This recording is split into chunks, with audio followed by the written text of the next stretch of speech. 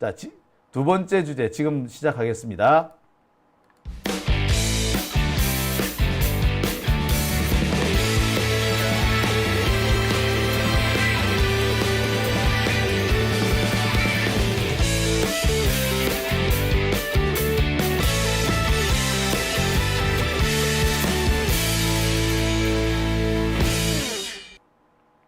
네, 오밤중 뉴스 함께하고 계십니다.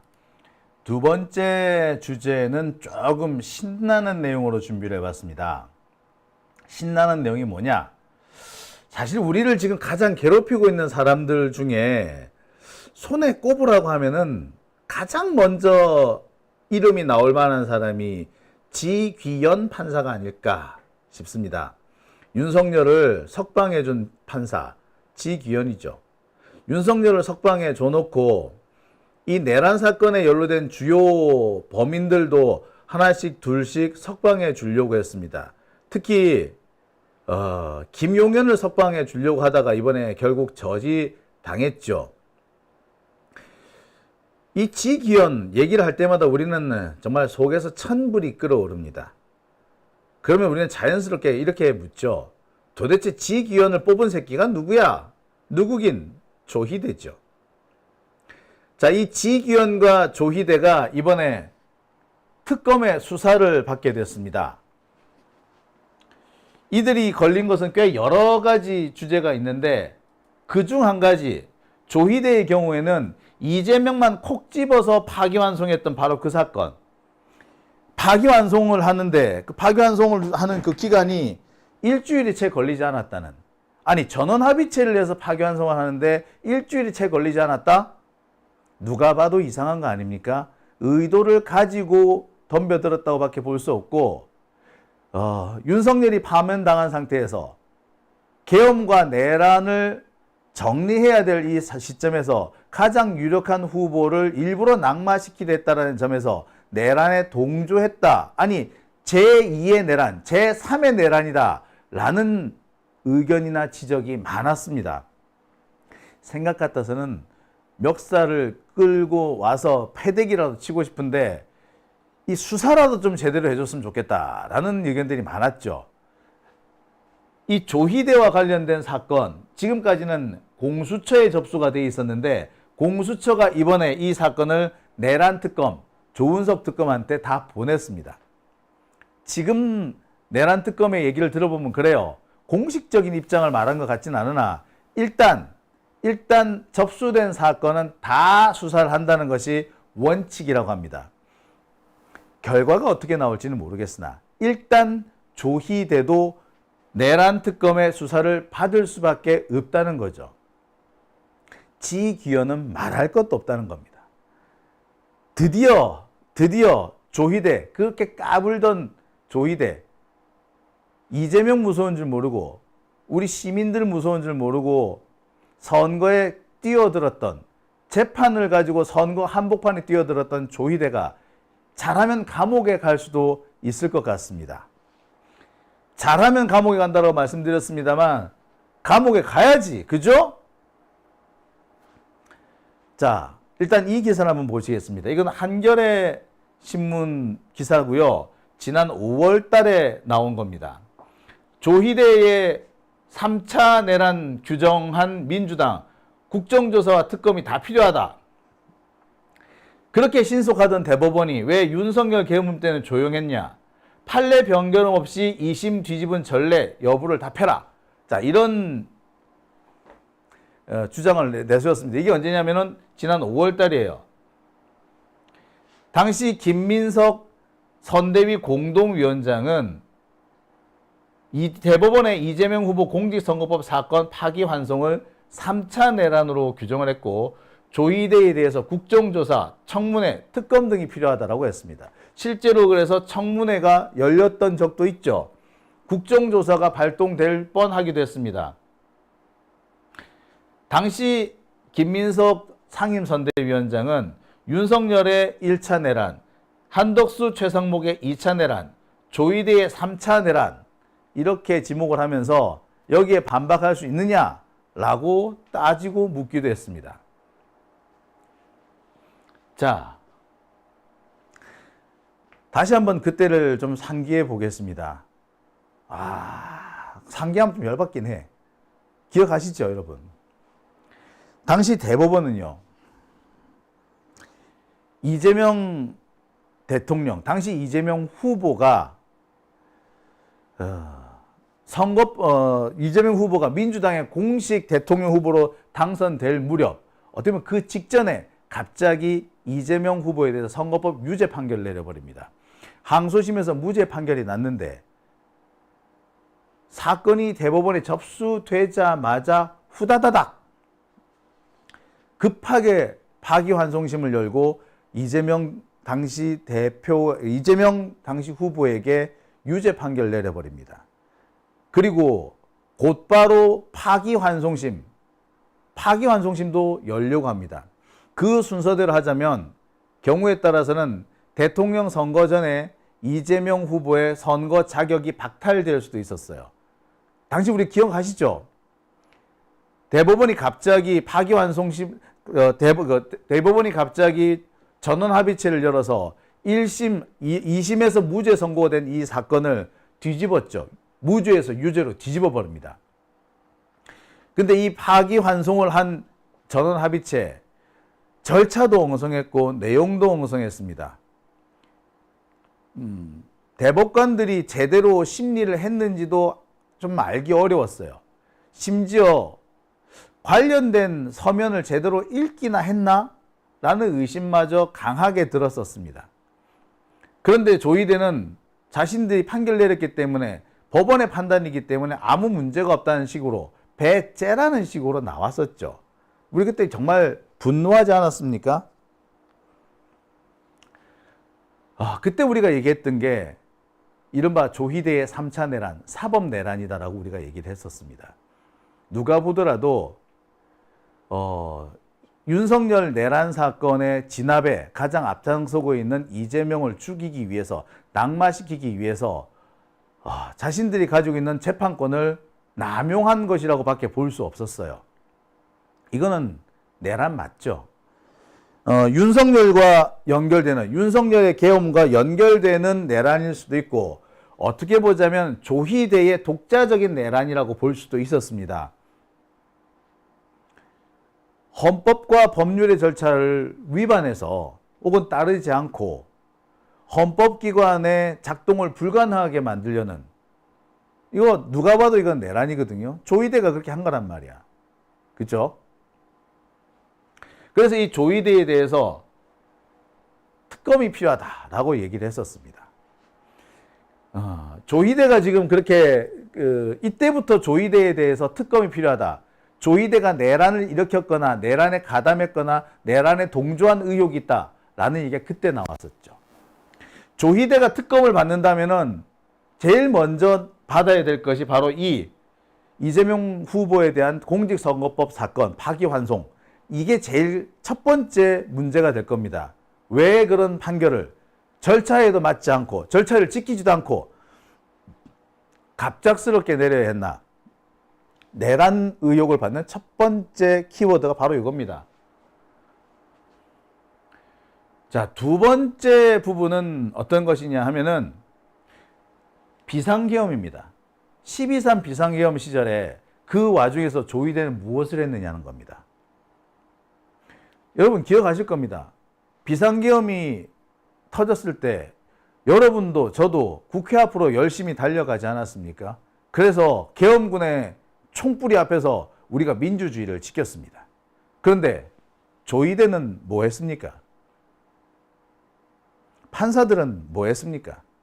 사법부 독립 어쩌고 저쩌고 개지랄을 떨고 있는 판사들은 무엇을 했습니까? 사법부 독립은 민주주의 위에서만 가능합니다. 윤석열이 계엄을 해가지고 계엄으로 쿠데타를 해서 자기 1인 독재 정권을 만들면은 사법부 독립 그런 건 없어요. 그렇다면 사법부 독립을 그렇게 목 놓아 외치는 판사들이라면 계엄에 대해서 저항했어야 되지 않습니까? 그런데 조희대는 뭐 했냐고, 대법관들은 뭐 했냐고, 아무것도 안 했을 뿐만 아니라 오히려 오히려 윤석열의 계엄 선포에 동조하는 듯한 행동을 보였습니다. 그래서 자신들이 가지고 있는 사건의 관할을 군사법원에 넘겨준다. 요딴 소리를 했단 말이야. 계엄의 잘잘못을 가려야 할, 어떻게 보면 민주주의 최후 보루여야 할 대법원이 불법 비상계엄에 협력하는 모습을 보였어요. 이게 대법원장으로서 할 일입니까? 아니죠. 이건 분명히 내란을 방조한 겁니다. 두 번째죠. 세 번째 의혹은 뭐냐?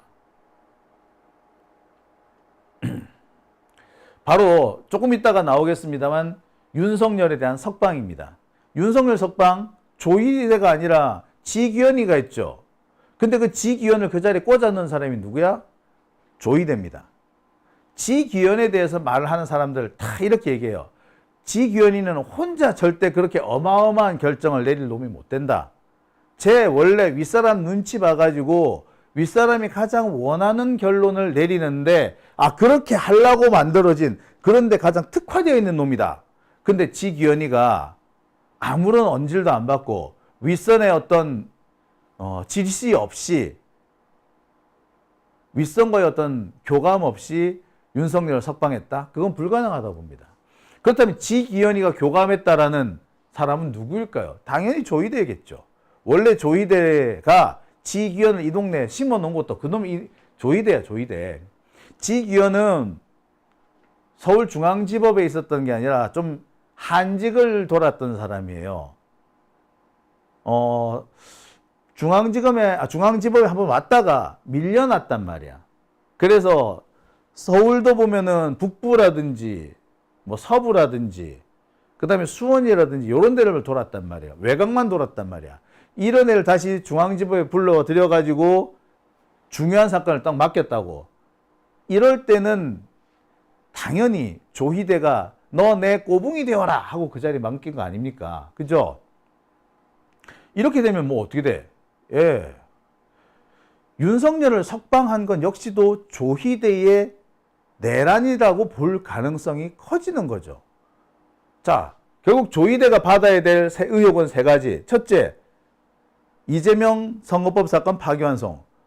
둘째, 내란, 12.3 내란 그날 도대체 무슨 짓을 했느냐? 왜 계엄에 동조했느냐? 세 번째, 윤석열 왜 석방했느냐? 요 세 가지가 되겠죠. 우리가 지금까지 잠시 잊고 있었지만 절대 잊어서는 안 되는, 그리고 반드시 규명해야 될 요인들의 하나입니다. 세 가지가 있어요. 자, 이와 관련해서 법원 내부의 반응을 좀 들어보겠습니다. 몇몇 판사님들한테 전화를 돌렸더니 이런 말씀을 하시더라고요. 조희대가 전원합의체를 열어가지고 이재명 대표 사건을 파기환송한 이거 내란으로 판결하기에는 좀 애매하다. 그것만 가지고 이거 내란에 동조했다 혹은 내란 행위다라고 보기는 어렵다. 이렇게 얘기를 합니다. 하지만 판결을 내리기는 좀 거시기 하지만 정치적인 책임을 물을 필요는 있다. 그리고 이재명 대표에 대한, 당시 이재명 후보에 대한 그 유죄 판결, 이것은 정치적 판결이라 비판을 받을 수밖에 없다.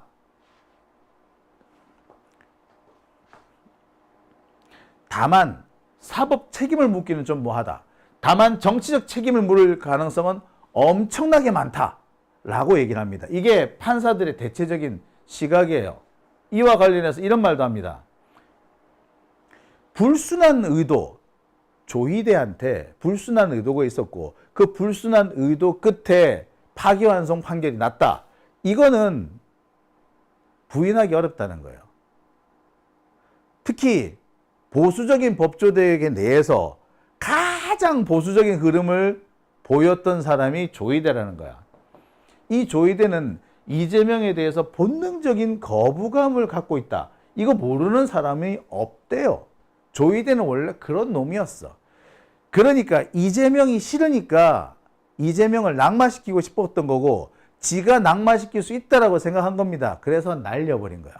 이와 관련해 가지고 조희대가 그 김건희를 만나서 어쩌고 뭐 그 이재명 날리겠다, 사법적으로 날리겠다, 뭐 이런 그 약속을 했다는 그런 얘기도 있죠. 근데 여기서 확실히 할 것은 딱 하나입니다. 조희대는요, 그 윤석열 내란이 일어나기 전부터 이재명을 내쫓으려고, 이재명을 낙마시키려고, 이재명을 감옥에 보내려고 했던 놈이에요. 다만 조희대 요놈이 내란이 날 거라고는 생각을 못했던 것 같은데, 자, 내란으로 윤석열이가 쫓겨나게 되니까 보통의 경우라면은 포기를 할 이재명 낙마를 조희대는 더 집요하게 몰아붙였던 겁니다. 지금 그 전까지 이재명을 낙마시키기 위해서 준비 작업을 착착착착 해왔지만 윤석열이가 쫓겨나고 소위 말하는 보수진영, 수구적폐 진영이 권력을 상실할 것 같으니까 더욱더 집요하게 이재명을 낙마시키려 했던 겁니다. 보통 민주진영의 사람들은 상황이 이렇게 되면, 정말 상황이 불리하게 와버리면 해야 할 일도 안 하고 물러서 버리죠. 포기해버립니다. 하지만 적폐들은 이렇게 집요해요. 우리가 적폐들한테 배워야 할 것은 이런 집요함입니다. 상황이 나빠졌다 하더라도 자신들의 이익을 지키기 위해서 해야 할 일이라면 꼭 해. 민주진보 진영은 우리가 민주진보의 가치를 지키기 위해서 꼭 해야 될 일이지만 여건이 안 좋으면 포기를 해버리는 거야. 그래서 우리가 맨날 망하는 거예요. 여건이 안 좋다고 하더라도 우리가 해야 될 일이면 꼭 해야 돼. 조희대 보세요. 만약에 우리가 그 상황이었다 쳐봐. 포기했지? 안 했지? 조희대는 그래도 하잖아. 오히려 더 시간을 앞당겨서 해버리잖아. 이런 집요함. 우리 이건 배워야 돼요. 우리가 이런 게 없기 때문에 맨날 당하는 거야. 자, 어쨌거나 여기서 확실한 것은 조희대는 이재명을 원래부터 죽이고 싶어 했다 이거야. 그리고 이재명 대통령에 대한 선거법 사건 파기환송 판결, 이 파기환송 판결은 그러니까 조희대의 마음속 깊은 곳에서 우러나오는 거부감의 표출이었던 겁니다. 즉, 판결은 정상적인 판결이 아니라 지극히 편파적이고 지극히 정치적인 판결이었던 거죠. 더군다나 그 시점이 선거 직전이라는 걸 생각해 보면 조희대는 내란을 일으킨 건 분명해요. 다만 이거를 법적으로 입증하기가 쉽지 않다 이거야. 이 판사가 판결하기 어렵다라고 한 얘기는 증거가 나오기 어려워 보인다. 의심스러우나 그 얘기인 거죠. 자, 요약을 해보겠습니다. 당시 조희대를 둘러싼 수구적폐 법조인들 사이에서 법원의 판결로서 이재명을 저지해야 한다는 분위기가 실존했다. 이재명이 대통령이 되는 것만은 막아야 한다라는 흐름이 있었고, 그들은 대법원이 판결을 내려서라도 이재명의 대통령 당선을 막아야 한다라고 주장을 했었다는 겁니다. 그리고 바로 그런 주장의 가장 중심부에 조희대가 있었다. 이건 공공연한 비밀이라는 거예요. 게다가 일부 법학자들, 조희대와 좀 친한 이런 법학자들이 있을 거 아니야. 이 사람들은 사석에서 거의 공개적으로 이재명 선거법 사건을 거론을 하면서 사법부의 역할이 필요하다 이렇게 강조를 했다는 거야. 뭡니까? 수구 적폐들끼리 똘똘 뭉쳐서 절대 이재명이 대통령이 되는 것만은 막자! 야, 조희대 판결 좀 내려. 이렇게 됐다는 거예요. 이거 내란 맞거든요. 다만 이거를 증거로서 입증하고 증언을 확보해야 되는데 이게 쉽지가 않은 거지. 어떻게 보면은 조은석 특검이 능력을 보일 수도 있을 것 같아. 조은석 특검이 정말 내란 진압이나 내란에 가담한 사람들 색출하는 것이 목적이라면, 정말 조은석의 그 본심이 그거라면 조희대의 이런 내란 행위에 대해서도 좀 한번 제대로 밝혀야 되지 않겠습니까? 아니, 조은석의 이 진심을 알기 위해서라도 조희대를 좀 수사해야 되지 않겠어요? 수사뿐만이 아니라 조희대를 내란 공범으로 기소하는 거 좀 필요하지 않겠나? 뭐 잠시 그렇게 생각이 드네요. 자, 문제가 되는 사건은 또 있습니다. 바로 지기현이죠. 여러분 기억하실 겁니다. 지기현이는 윤석열을 석방해 줬어요. 구속 기간을 시간 단위로 계산한다는 희한한 짓거리를 했어. 법에도 없고 관례에도 없고, 심지어 지기현이 말 맞다나 시간 단위로 계산한다고 하더라도 구속 기간이 안 끝났다잖아. 그랬는데도 억지 또 억지를 부려가지고 석방을 시켜버렸어요. 이거는 법이 없는데 석방을 시켰으니까 그냥 단순히 윤석열을 석방하기 위해서 나머지는 다 끼워 맞췄다고 하죠. 결론을 내려놓고 법리를 끼워 맞추는 걸 보고 우리는 사정 판결이라고 그래요. 그러니까 지기현이는 그런 사정 판결했다 이거야. 근데 그 사정 판결의 대상이 하필이면 뭐 내란 우두머리죠. 내란 우두머리를 풀어줄 작정을 했었다는 거 아닙니까? 이거 뭐예요? 내란이지 뭐. 이 자체를 가지고 이미 내란 동조범이다. 혹은 내란, 이 자체가 이미 내란이다. 라고 볼 수 있는 겁니다. 늘 말씀을 드립니다만, 지기현의 뒷배는 누구라고요? 예, 조희대입니다. 따라서 지기현을 조사를 하게 되면 당연히 조희대와의 연결고리를 파고 들어갈 수밖에 없죠. 저는 앞서서 세 가지 얘기를 했는데 어쩌면 가장 확실한 부분이 이 부분이 아닌가 싶어요. 자, 그리고 앞서 말씀해 드렸듯이 네, 바로 12.3 내란 당시에 그 계엄이 선포됐으니까 법원이 가지고 있는 관할권 일부를 군사법원에 넘겨야 한다. 이런 얘기를 대법원장이 했대잖아. 예? 이거는 내란 동조거든요. 말 그대로 불법적인 계엄에 동조한 거 아닙니까? 불법적인 계엄에 저항을 해야 될 사람, 그 첫 번째 의무를 가진 사람이 대법원장인데 대법원장이 내란에 동조하는 식의 발언을 했다? 계엄사령부에 관할권을 넘긴다? 이딴 소리를 했다며 그건 뭐 가차 없는 거예요. 솔직히 말하자면. 예. 이게 어떻게 보자면 조희대를 감옥에 보낼 수 있는 핵심적인 이유가 되지 않을까 저는 생각이 듭니다. 문제는 조은석이죠. 조은석 특검은 과연 할 수 있을까? 조희대를 감옥에 보내고 조희대를 소환하고 지기현을 소환하고 이런 거를 과연 할 수 있을까요? 이런 것들을 한다면 조은석은 자신의 진정성이 무엇인지 정확하게 드러낼 수가 있을 겁니다. 쉽지는 않죠.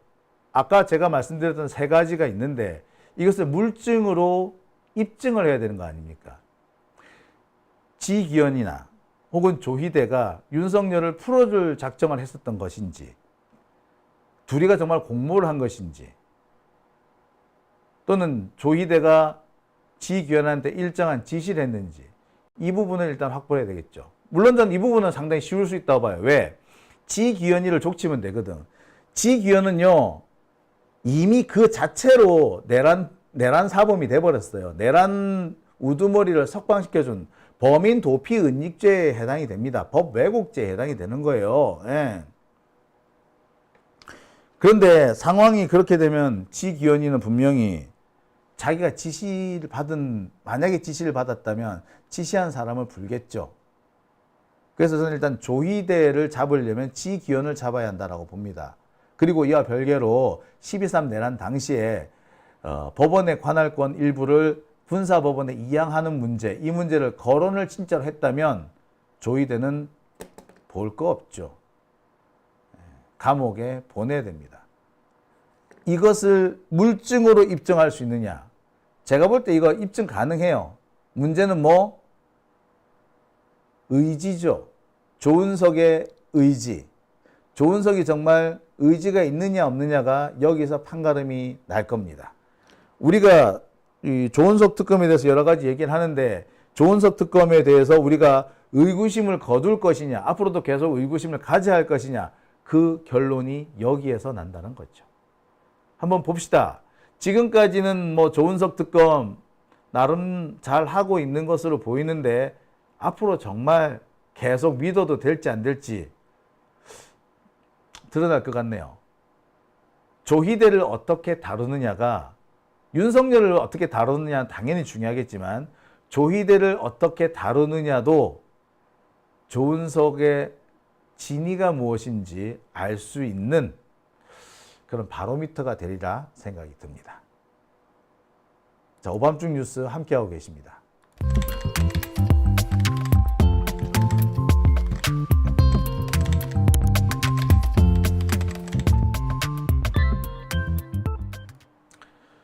네. 자, 박민수님.